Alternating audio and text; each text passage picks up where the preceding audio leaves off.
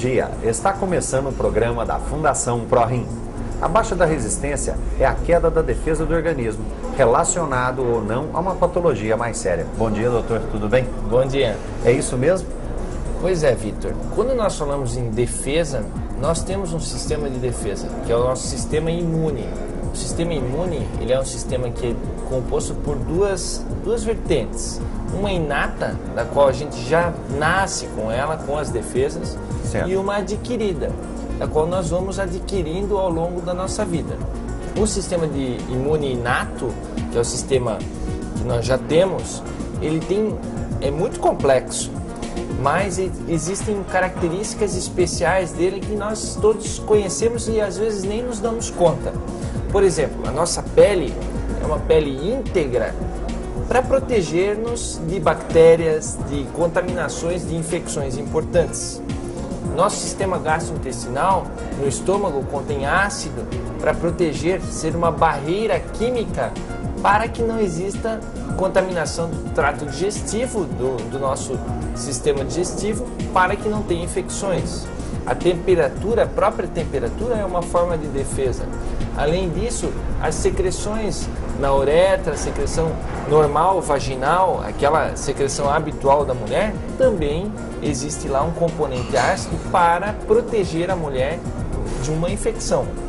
Tudo isso e mais componentes celulares que nós temos fazem com que a gente tenha uma característica de defesa geral, uma defesa inata. Muitas vezes, e a maioria das vezes, nós todos conseguimos acabar com este problema, com o germe, com a bactéria. Algumas vezes não. Algumas vezes ficamos doentes. E aí adquirimos depois que, no período de convalescência, no período de recuperação, nosso organismo acaba descobrindo como atacar essa bactéria e impedir que ela nos ataque novamente, seja uma bactéria ou um vírus. Outra forma de adquirir resistência a um tipo de problema, a um tipo de germe, é através da vacinação. A vacinação é um sistema imune adquirido de uma forma artificial. Nós tomamos uma injeção e aí, a partir dessa injeção, que contém lá um germe mais enfraquecido, certo, né? E depois disso, nosso próprio sistema nos defende. O que pode levar à baixa da resistência? Pois então, Vitor, existem algumas doenças que levam à baixa resistência. A criança, por exemplo, ela ainda não adquiriu tudo. Certo, não adquiriu toda. Desenvolvendo.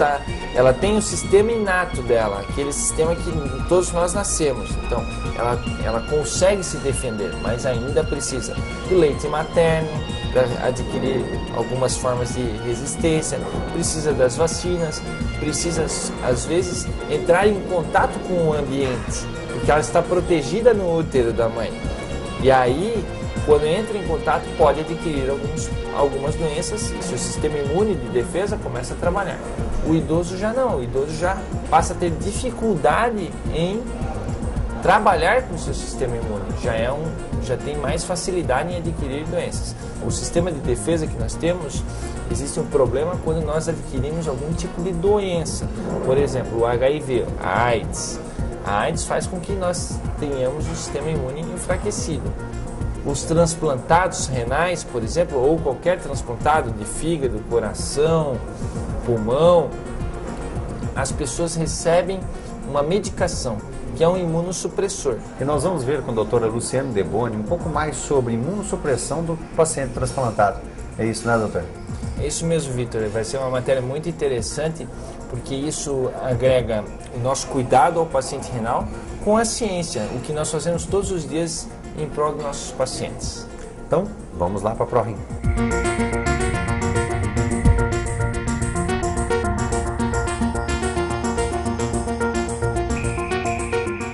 O transplantado renal, por exemplo, ele tem induzido a imunossupressão. O porquê disso? A imunossupressão é fundamental para a viabilidade do transplante. O princípio do transplante é colocar um órgão estranho ao organismo e a primeira reação do organismo que recebe esse órgão é tentar rejeitá-lo. Sem a imunossupressão, o transplante nunca daria certo e foi graças ao desenvolvimento de novas drogas imunossupressoras que hoje o transplante é uma realidade no mundo inteiro. Só que a imunossupressão tem esse lado favorável, esse lado que é buscado, mas a imunossupressão é uma balança. Por um lado, a gente procura diminuir a resposta imunológica do paciente, mas essa diminuição é uma diminuição ampla, não só em relação ao transplante. Também é diminuída a resposta imunológica contra infecções.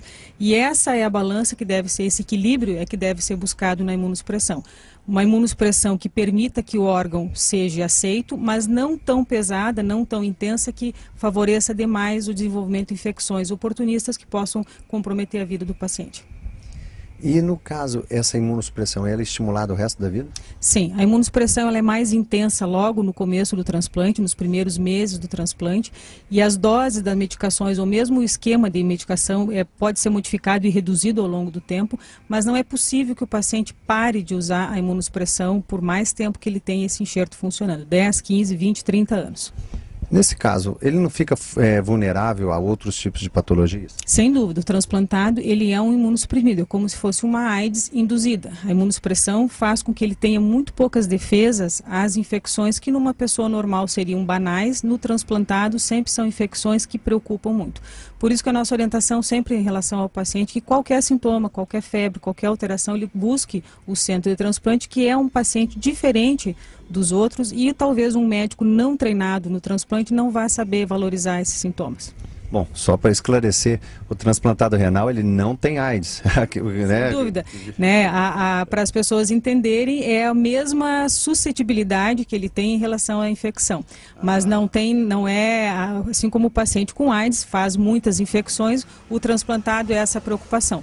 E os novos esquemas de imunossupressão buscam então justamente esse equilíbrio, uma ótima imunossupressão no sentido de aceitar o enxerto e um mínimo efeito colateral no sentido de evitar que ele tenha infecções oportunistas. E isso hoje é uma realidade, né? As drogas cada vez mais são modernas e permitem esse objetivo com maior realidade. Bom, eu vou perguntar para o Dr. Marcos uma outra questão. Dormir mal, hábitos inadequados de vida, estresse, também podem contribuir para a baixa de resistência? Vitor, um bom sono, evitar excessos de bebida alcoólica, qualidade de vida, estar sempre preocupado com a sua saúde, exercícios físicos, isso é fundamental para que a pessoa esteja com o seu sistema imune íntegro, com as suas defesas íntegras. Além disso, é muito importante que se faça uma rotina para avaliação de como está a sua saúde, para saber se não existe nenhum sinal que possa estar demonstrando que as suas defesas também não estão bem.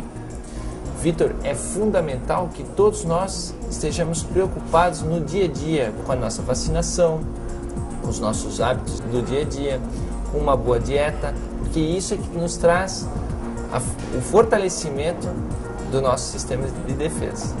Bom, um recado então para o usuário de droga, né? Porque o usuário de droga, a defesa dele está toda... a droga, o tabagismo... Isso tudo faz com que o nosso sistema imune esteja sendo agredido. E uma vez agredido, nós podemos ter complicações sérias. Não só pela droga, que isso já é um malefício enorme, mas até mesmo pelo sistema estar diminuído. E aí, assim, infecções oportunistas, que nós chamamos, vão naquele momento se aproveitar e causar algum tipo de malefício, algum tipo de doença nas pessoas. Café com o Dr. Marcos está chegando ao final. Semana que vem vamos tratar de gestação e diabetes. Obrigado, doutor, pela presença. Obrigado. Uma boa semana a todos e cuide de sua saúde.